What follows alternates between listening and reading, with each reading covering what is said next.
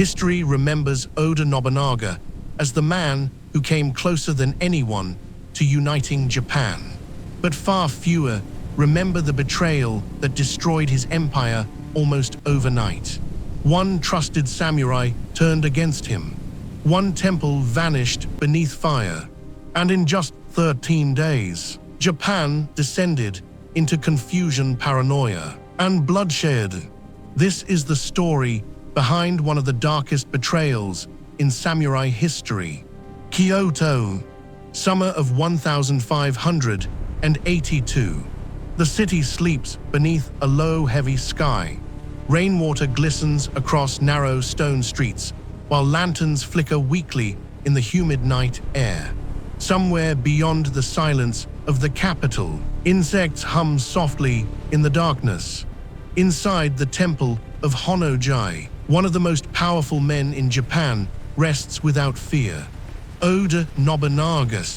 For decades, he had crushed rival clans beneath his boots, reduced castles to ash, and dragged a fractured nation toward unity through sheer ambition, violence, and willpower. By now, many believed his victory was no longer a question of possibility, only time. Some even whispered that he could no longer be stopped. Not by the emperor, not by rival warlords, not even by the gods themselves. And maybe that belief is exactly what doomed him. Because while Nobunaga sleeps quietly inside Honnō-ji, with only a small guard protecting him, thousands of armed samurai are already moving through the darkness outside Kyoto. Their banners stay hidden beneath the night. Their armor barely makes a sound. Even their horses move carefully, as if the darkness itself is trying not to breathe too loudly. And the man leading them is not a foreign invader or a rival daimyo marching from distant provinces. It is one of Nobunaga's own generals, Akechi Mitsuhide. For years, Mitsuhide had served faithfully beneath Nobunaga's command. He fought his battles, expanded his influence, carried out brutal orders without hesitation. Nobunaga trusted him enough to place entire provinces under his authority. But on this night, something changes. Somewhere in the darkness before dawn, Mitsuhide gives a single command. The enemy is at Honnō-ji. And in that moment, the future of Japan begins to tear apart. To understand why this betrayal happened, you first have to understand the world Oda Nobunaga came from. Because 16th century Japan was not the romantic land of honor and discipline people often imagine today. It was chaos. The Sengoku period, the age of warring states, transformed Japan into a landscape of endless violence and shifting loyalties. Daimyo betrayed one another constantly. Villages disappeared in flames overnight. Alliances lasted only as long as they remained useful. Every ambitious samurai dreamed of power, and every castle hid fear behind its walls. It was a world where survival belonged to the ruthless. And out of that chaos emerged Oda Nobunaga. At first, few people saw greatness in him. As a young man, Nobunaga was mocked relentlessly for his strange behavior and unpredictable personality. Some believed he was reckless. Others called him foolish. Traditional samurai viewed him almost like an embarrassment, a dangerous young lord without discipline or restraint. But beneath that chaotic exterior was something far more terrifying. Vision. Nobunaga understood something many of his rivals did not. Japan was changing. Traditional warfare alone would not shape the future anymore. Adaptation would. Fear would. Ruthlessness would. While older warlords clung desperately to custom and tradition, Nobunaga embraced firearms, aggressive tactics, and psychological warfare with frightening effectiveness. He did not merely defeat enemies on the battlefield. He erased them. His rise was swift, brutal, relentless, and with every victory, the fear surrounding his name spread further across Japan. Then came Mount Hiei. Even centuries later, the name still feels heavy with smoke and ash. The sacred mountain overlooking Kyoto had long been protected by powerful warrior monks. For generations, they acted almost like an independent military force, influencing politics and resisting outside control. To ordinary people, Mount Hiei was holy ground. To Nobunaga, it was a threat. So in 1571, his armies surrounded the mountain. What followed horrified even hardened samurai. The temples burned through the night, while flames consumed wooden halls, sacred shrines, and entire communities. Monks died beside civilians. Women and children were cut down as smoke rolled across the mountainside. Survivors trying to flee were hunted without mercy. For days, dark smoke lingered over Kyoto like a wound in the sky. Some later defended the massacre as military necessity. Others saw something much darker. Not strategy, not war, a message. Oppose Nobunaga and nothing would save you. Not religion, not tradition, not even the gods. Fear became Nobunaga's greatest weapon. Rival clans surrendered before battles even began. Allies obeyed him carefully, terrified of provoking his anger. Nobunaga demanded absolute loyalty from everyone around him, and when disappointed, he could be merciless beyond reason. But power changes people, especially men who begin believing they are untouchable. The greater Nobunaga's victories became, the more distant he grew from those around him. And the more distant he became, the more isolated he became as well. Because eventually, people stop speaking honestly around rulers they fear. They bow lower, smile more carefully, hide their real thoughts behind silence. And somewhere inside Nobunaga's growing empire, resentment slowly began spreading beneath the surface. One man understood that atmosphere better than anyone else: Akechi Mitsuhide. Compared to Nobunaga, Mitsuhide remains strangely mysterious even today. Historians still debate huge portions of his life and personality. Some describe him as intelligent, cultured, and disciplined. Others portray him as deeply ambitious, a patient man hiding cold calculation beneath calm manners. But nearly everyone agrees on one thing: he was trusted. Mitsuhide was not some distant servant waiting quietly for opportunity. He stood near the center of Nobunaga's inner circle. He fought in major campaigns, governed critical territories, sat close enough to witness the private side of Japan's most feared warlord. And perhaps that closeness became the problem, because serving Nobunaga was dangerous, even for loyal men. Especially for loyal men. Stories spread about Nobunaga humiliating retainers publicly over minor mistakes. Some accounts claim he repeatedly insulted Mitsuhide in front of other generals. One story even says Nobunaga struck him during a banquet after losing his temper. Whether every story is true no longer really matters. What matters is that people believed them, and that tells us everything about the atmosphere surrounding Nobunaga near the end of his life. Tension, fear, humiliation. No one ever knew when his anger might suddenly explode, and Mitsuhide endured all of it in silence, at least on the surface. But silence can become dangerous in a world where pride means everything. Some historians believe Mitsuhide betrayed Nobunaga out of personal revenge. Others think he feared Nobunaga was becoming too unstable, too ruthless, too dangerous to rule Japan peacefully. There are even theories involving hidden political conspiracies tied to the imperial court and rival power factions. The truth is, nobody knows for certain, and maybe that uncertainty is what makes the betrayal feel so haunting centuries later. Because somewhere between loyalty and resentment, something inside Mitsuhide finally broke. And the most frightening part of all, Nobunaga never seemed to notice. By 1582, he stood closer to unifying Japan than anyone before him. Enemy clans collapsed one after another. His generals fought across the country in his name. Victory no longer felt distant. It felt inevitable. And that kind of confidence can blind even the most dangerous men alive, especially when betrayal is already moving toward them silently through the dark.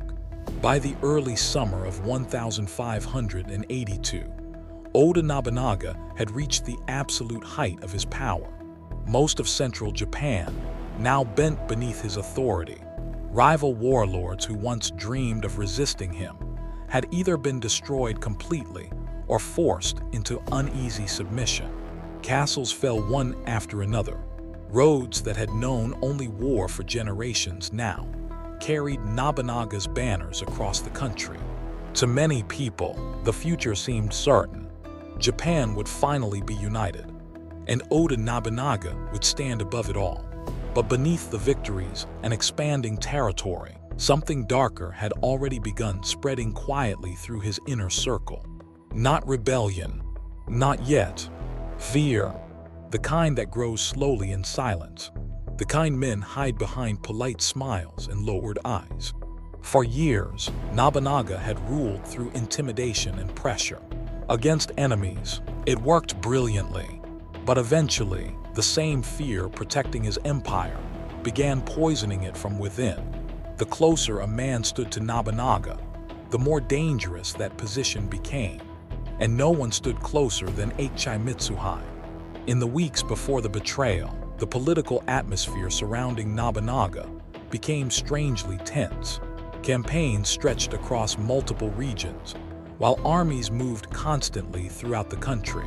Important generals fought separate wars far from Kyoto, each carrying Nobunaga's ambitions deeper across Japan. One of them was Toyotomi Hideyoshi. At the time, Hideyoshi was leading military operations in western Japan against the powerful Mori clan. Nobunaga trusted him completely. In many ways, Hideyoshi had become one of the pillars holding Nobunaga's growing empire together. And that mattered, because with Hideyoshi far away, Kyoto suddenly became vulnerable. Nobunaga himself appeared completely unconcerned. After decades of conquest, he had grown accustomed to obedience. Few men dared oppose him openly anymore. Even fewer could imagine attacking him directly inside the imperial capital itself. It must have felt impossible. Untouchable men often mistake silence for loyalty. Meanwhile, Akechi Mitsuhide received new orders. Nobunaga commanded him to march west and reinforce Hideyoshi's campaign. On the surface, it seemed routine, another military assignment carried out in service of his lord. But somewhere during that march, Mitsuhide made a decision that would echo across Japanese history forever. Instead of continuing west, he turned his army toward Kyoto. No declaration, no warning, only silence.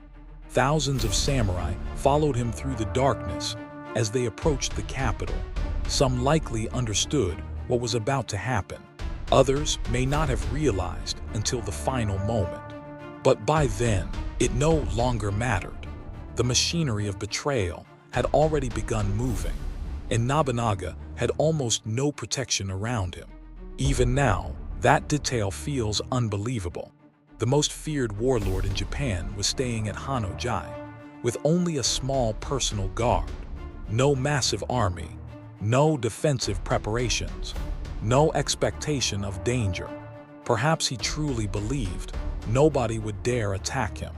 Or perhaps he had simply survived impossible odds for so many years that he forgot something important.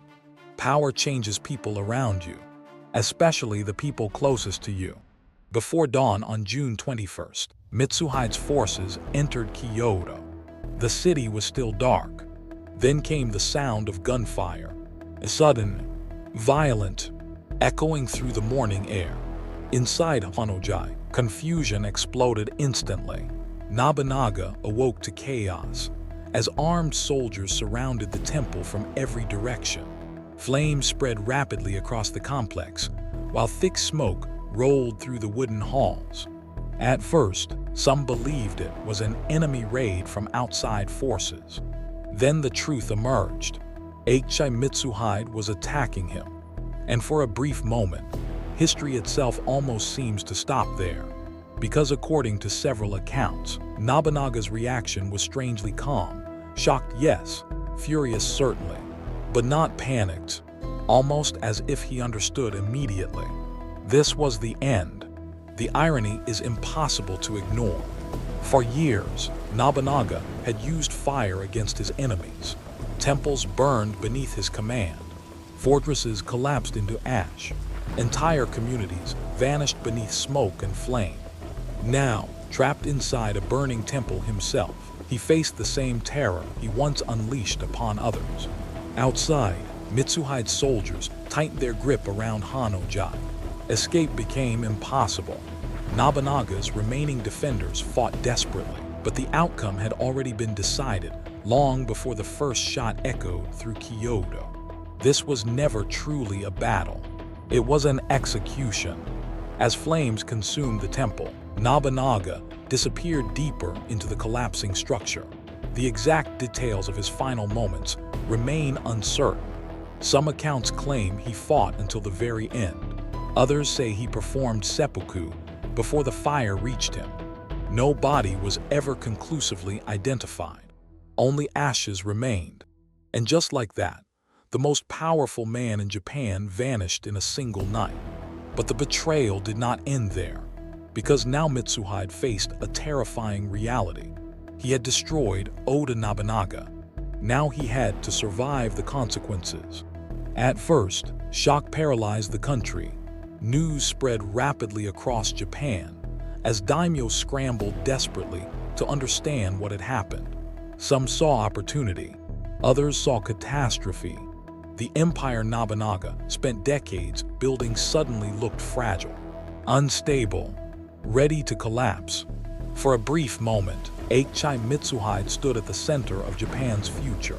He entered Kyoto not as a servant, but as the man who had overthrown the Demon King himself. Yet something already felt wrong. Support never fully came. Many clans hesitated. Instead of rallying behind him, others simply waited to see who would emerge victorious. Fear still lingered around Nobunaga's name, even after his death. And then came Hideyoshi. The moment Toyotomi Hideyoshi learned of the betrayal, he moved with astonishing speed. He ended his western campaign almost immediately and forced his army into a brutal march back toward Kyoto. Mitsuhide barely had time to secure power. Only 13 days after betraying Nobunaga, he faced Hideyoshi's forces at the Battle of Yamazaki, and there everything collapsed. Mitsuhide was defeated. Some accounts say he escaped briefly before being killed by bandits while fleeing through the countryside. Others claim frightened villagers attacked him in confusion as he tried to escape. Either way, the man who betrayed the most powerful warlord in Japan never truly inherited the empire he tried to seize, only its curse. And centuries later, the mystery still refuses to die. Why did Akechi Mitsuhide betray Oda Nobunaga? Revenge, ambition, fear. Was he trying to save Japan from a ruler becoming too ruthless to control? Or was this simply the desperate gamble of a man pushed beyond his limits for too long? No one knows. The silence surrounding the betrayal has become part of its legend. But perhaps the most unsettling truth is this: Oda Nobunaga conquered countless enemies during his lifetime. Rival clans, monks, armies, entire provinces. Yet in the end, none of them destroyed him. What finally brought down Japan's most feared warlord was something far more human: trust. And the moment that trust shattered, so did his empire. If you enjoyed this journey into the darkest side of samurai history, subscribe to Blood and Thrones for more cinematic documentaries exploring power betrayal and the rise and fall of empires. And tell us in the comments, was Akechi Mitsuhide a traitor driven by ambition, or the only man brave enough to stop Oda Nobunaga?